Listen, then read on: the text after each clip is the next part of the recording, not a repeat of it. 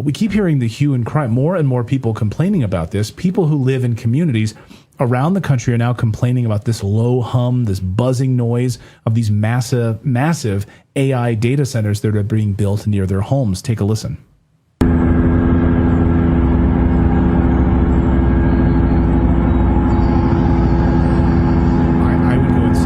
I would go insane. Can you imagine that? Well, it's kind of like a white noise machine.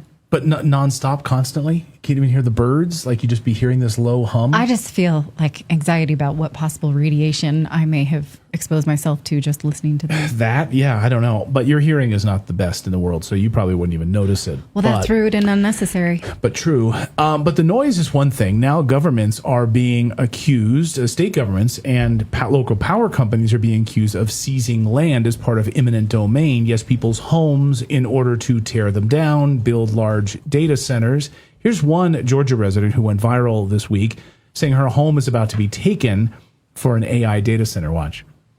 Hey you guys, my name's Ansley. I live in Coweta County, Georgia. I wanted to come out here and show you guys firsthand what is happening to our county. So as you can see behind me, we have these power lines. Georgia Power is going to expand these lines to support power to the data center. What they're doing to homeowners is they're taking their homes. This is my childhood home behind me. It is being taken by force by Georgia Power. Homeowners in this county do not have a choice. It is called eminent domain, and they will take it. Unbelievable. Austin Steinbart is a social engineer, founder of the Quantum Party of America. Shannon Joy is an independent commentator and host of the Shannon Joy Show, and they both join us now. Great to see both of you. Thank you for being here again. Thanks for having us.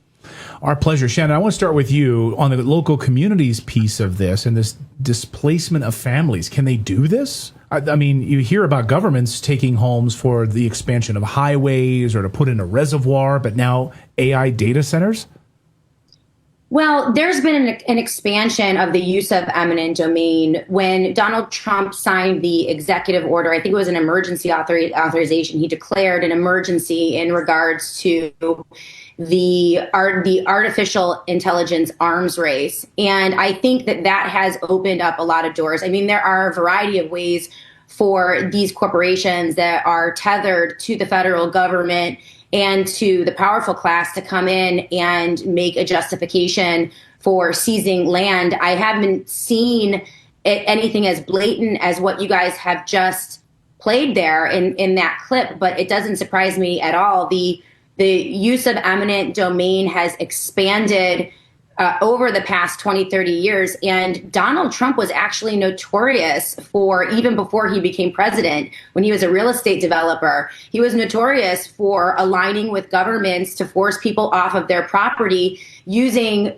the justification of eminent domain. So this doesn't surprise me at all. And they probably have a variety of tools in their toolbox to shove people off of their land. It's pretty grotesque. I mean, Austin, this sounds like, the idea of it being sort of like a national this is for national security. We need these AI data centers. That's really what they're almost like what they're saying here. And that's the difficult part for local residents who are going and voicing their concerns, is because once there becomes a national security thing on it, they can kind of just truck right through. The other thing that's happening, the other thing that's being talked about in the tech community here, is they're pushing this idea that these people who are objecting to this, that they're being funded by some kind of other power. They're hinting that it's a foreign power. And in the past, they've used that to silence activists, right? They'll get one person in there who's a nefarious character, and they'll use that to slap a foreign designation on them, right? They're a Russian agent, they're a Chinese agent. And then the FBI can just, the legal doors open for them to just come in and destroy that movement. And remember, Donald Trump used this tactic and technique in the lockdowns of 2020. It was the emergency declaration and the fact that it was a military operation that was deployed to lock us down in 2020 that opened the door to all of the abuses and the liability protection that practitioners had in hospitals and nursing homes when they used COVID recommended protocols that came from the federal government. Not only were they reimbursed for those protocols to the tunes of hundreds of millions of dollars, they enjoyed liability protection for any of the countermeasures, including the COVID shots, which have maimed and killed so many. But no one is being held accountable because of the emergency declaration. So it's no surprise to me that Donald Trump has deployed this exact same tactic again to unleash these horrifying, grotesque, monstrous data centers across this country on every American with no recourse whatsoever. It's disgusting. And I'm specifically curious about the bedfellowship between private enterprise and the government. And what do you think this tells us about the, what we often refer to as the technocracy? I'll let either of you respond to that. Why don't you go ahead first? I said I don't want to. I could go on and on, but go. You start. So the military-industrial complex and the intelligence community, the covert aspects of it in the past have been organized around the kind of what I call the satanic bankster wing, and right now we are moving into the breakaway tech bro wing. So the fact that that is the power, the most potent power of the military and the intelligence services comes from this wing of these tech oligarchs. So it becomes a very difficult thing to push back against once that happens. Absolutely. And it was very evident in the summer of 2024 when Donald Trump, when Bobby Kennedy Jr. aligned with Donald Trump, in those months, it was very obvious that big tech, Elon Musk, Peter Thiel, Palantir, Oracle, Google, they were all aligning around the president. And I reported to my audience at the time that it was clear to me that the tech oligarchs or the techno-fascists had purchased Trump's presidency. They pushed him over the finish line. They put him and installed him in office. They dumped millions and millions of dollars into his campaign. And we knew, at least from my perspective, we knew even before he got into office that he was going to be a handmaiden for them and a Trojan horse for the techno-fascism that we're seeing now. They're literally on a flight with him right now to China. I mean, yep.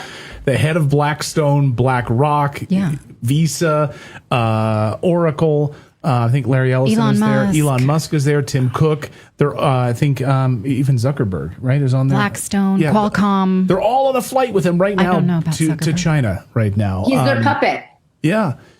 I mean, Austin, one of the things you've talked about is this decentralization, and I've seen this pop up on social media over the past week, actually. And I thought, what is this about? And this idea that instead of these massive data centers, there's a company that's popped up that is now sort of partnering with, I think, local power companies. You can correct me if I'm wrong, where homeowners can almost put one of those Mitsubishi style air compressors on the outside of their house, and it's a small node that will power these data centers, but it will be decentralized. And so if you have a neighborhood of 50 homes, instead of having one giant data center, those 50 homes would have these small air compressor AC units on the side of their homes processing the data centers. Doesn't that sound like the Matrix? I know. It scares me. I mean, and they're selling it, Austin, as this idea, I don't know if you like it or not, but this idea that, hey, we'll also pay your power bill. We'll pay your internet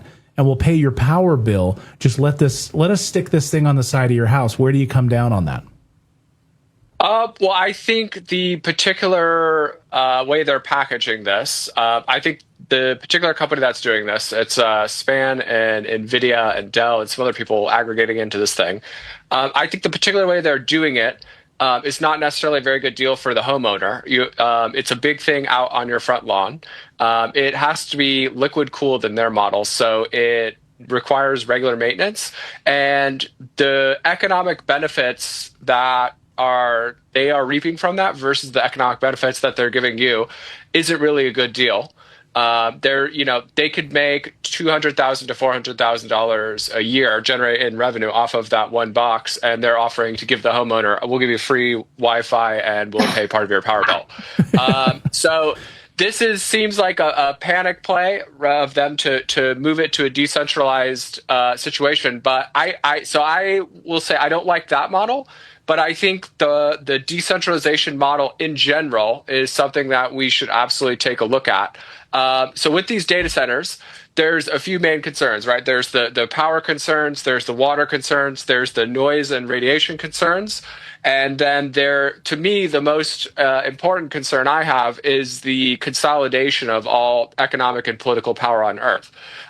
So I think that is at least from where I'm sitting, the top priority. And so what do we do about that? How do we push back? If they're building this massive machine, how do we push back against that? So I think we need decentralized compute, not as in the way that they're doing it, but we need to add some stuff to our constitution, the right to decentralized compute and the right to run your own open source models. Open source isn't something that goes to a big main brain at a company.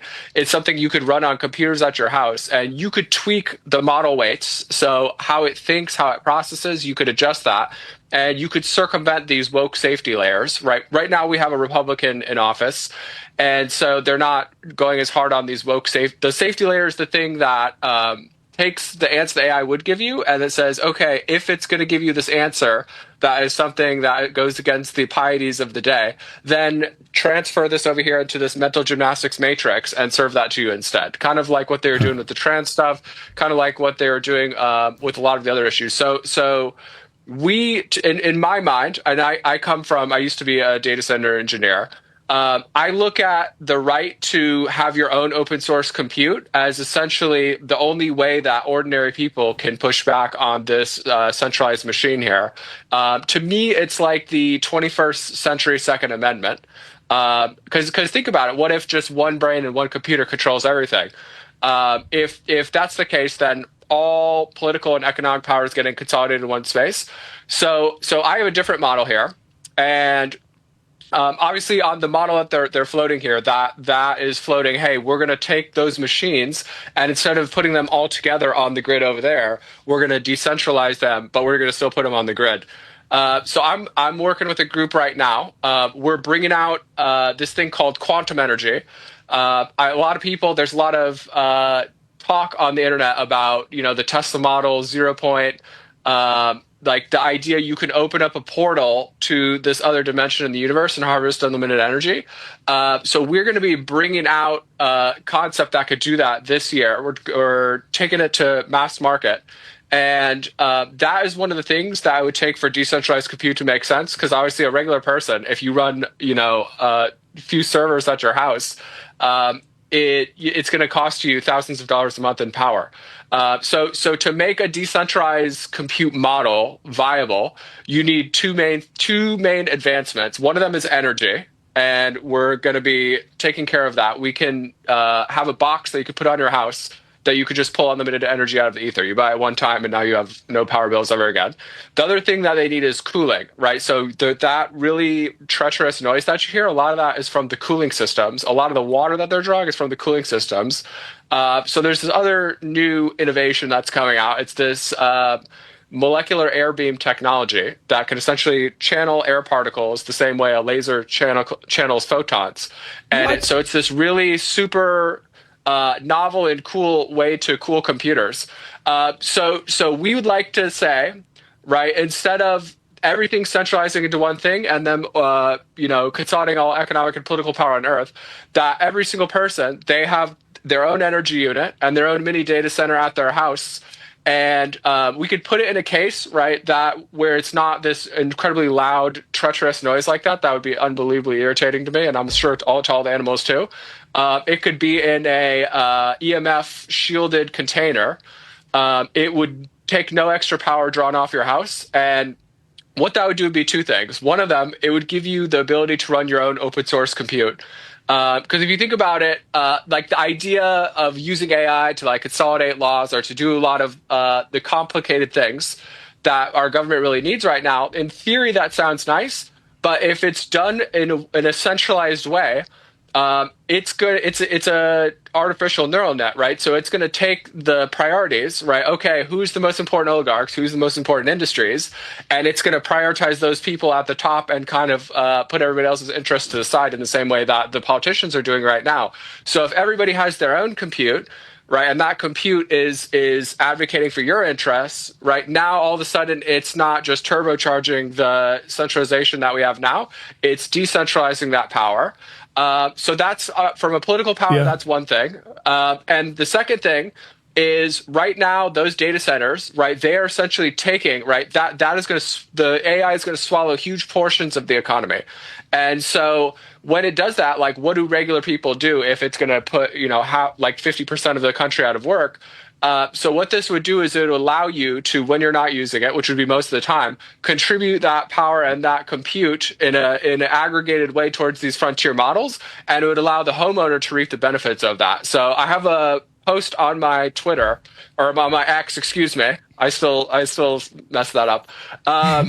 But essentially doing the math out on this. So where a homeowner could buy a unit one time, instead of having them pay for everything, like the homeowner would pay for it. So you could either get financing or you could pay for it out of pocket. It would cost about $300,000, and it would make $200,000 to $400,000 a year. So even if you went and got a zero down loan at a ridiculous interest rate, which, obviously our interest rates are pretty high right now. So I was trying to be realistic in the calculation here. You could net between what you could make and what that would cost, even with the payments on that thing, you could net $4,000 to $16,000 a month.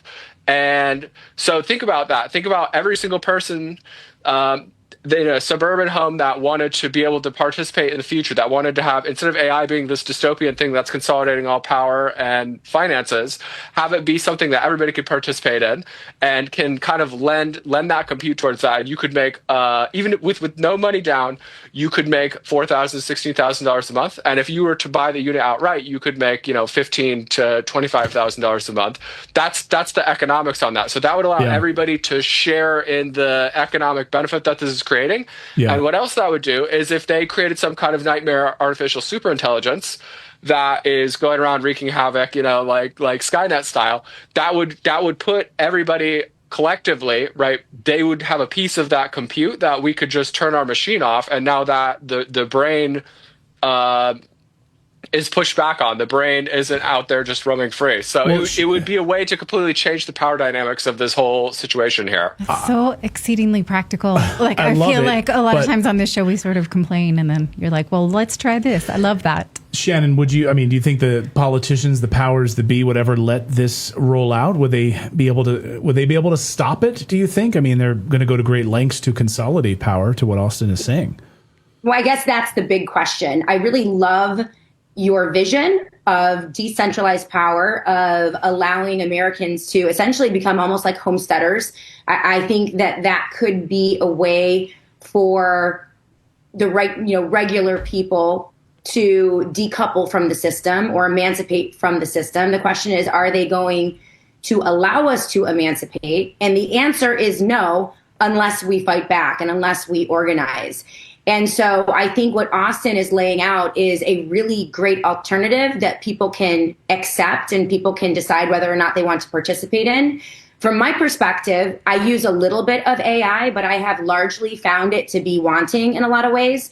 And I think that there's also a movement across the United States of America and the world of people actually rejecting technology in certain aspects. They don't want the big brother surveillance cars. They don't want the big brother surveillance appliances. They don't want the government to collect all of our information. They don't want AI running courts, and they don't want AI doctors and AI hospitals. They don't want AI determining who is elected, the politicians that are elected, or whether we even have elections.